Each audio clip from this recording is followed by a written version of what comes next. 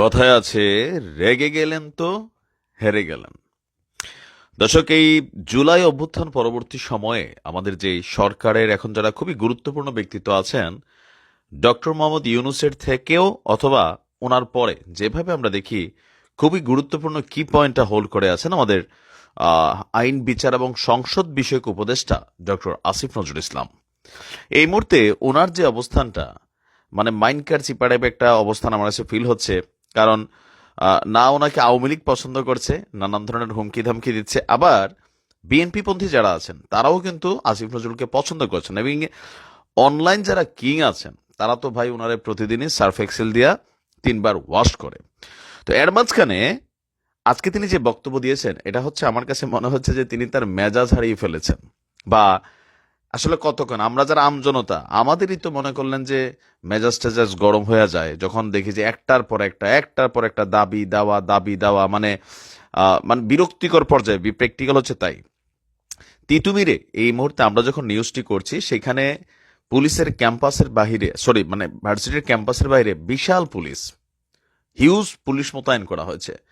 তো সেখানে ভেতরে ছাত্ররা আছে, একটা সাংঘর্ষিক অবস্থান। এখন পুলিশ যদি এখানে লাঠিচার্জ করে, পরিস্থিতি কোথায় যাবে বুঝেন?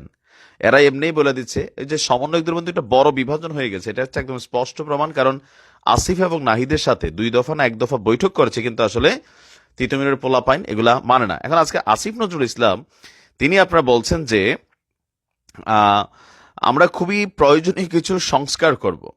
তো তার বক্তব্য হচ্ছে যে কেউ ভিন্নমত পোষণ করতে পারে, কিন্তু এভাবে রাস্তা বন্ধ করে দেওয়া, সাধারণ মানুষকে ভোগান্তির মধ্যে ফেলা, মানুষকে জিম্মি করা, অসহনীয় ট্রাফিক জ্যাম সৃষ্টি করা, আন্দোলনকারীরা এসব জিনিস যদি অব্যাহত রাখে, আমি মনে করি সাধারণ মানুষের পক্ষ থেকে প্রতিরোধ গড়ে তোলা উচিত। তা আপনি কারে আর কারে লাগাই দিচ্ছেন স্যার?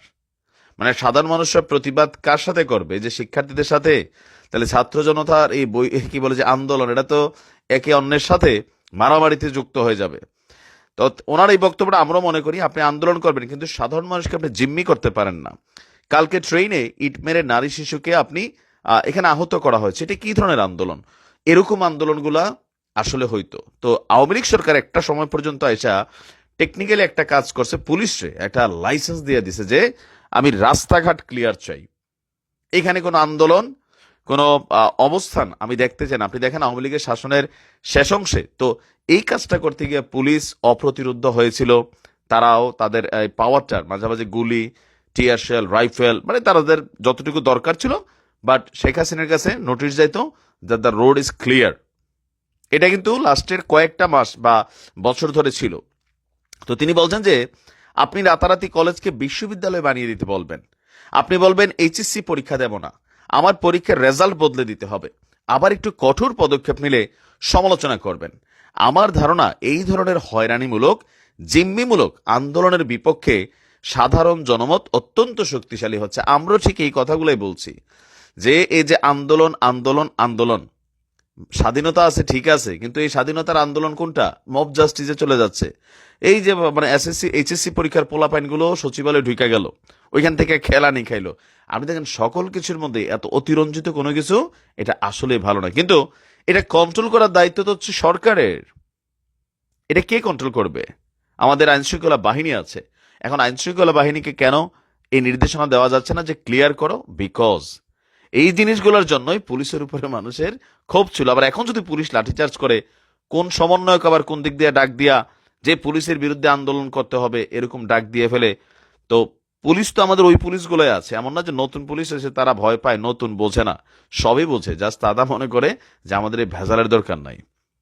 এখন আসিফ স্যার যে বক্তব্যটা দিচ্ছেন, এই বক্তব্যটা একটা বিরক্তির পর্যায়ে থেকে দিচ্ছেন 100%, কিন্তু এই বক্তব্যটা জনগণ প্রতিহত করবে বা জনগণ প্রতিরোধ গড়ে তুলবে, তাহলে তো তারা তারা আবার সাংঘর্ষিক। আবার এই যে সরকারটা, এটার নিয়োগকর্তা হচ্ছে ছাত্ররা, ডক্টর ইউনূস যেমন বলছিলেন।